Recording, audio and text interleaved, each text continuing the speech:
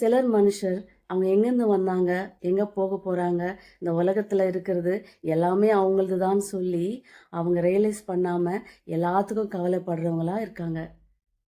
ஒரு காட்டில் ஒரு சின்னோண்டு பானையில் தண்ணி இருந்துச்சான். அந்த தண்ணி குடிக்கிறதுக்காக ஒரு காகம் அங்கே போயிட்டு தண்ணி குடிச்சிட்டே அந்த பானைக்கிட்ட பேசிச்சான். நீ எப்படி எப்பவுமே கூலாக இருக்க? வெயில் காலனாலும் கூலாக இருக்க, மழை காலனாலும் கூலாக இருக்க, எல்லா காலத்துலேயுமே நீ எப்பவுமே கூலாக இருக்க எப்படின்னு அந்த காகம் பானையை பார்த்து கேட்டுச்சான்.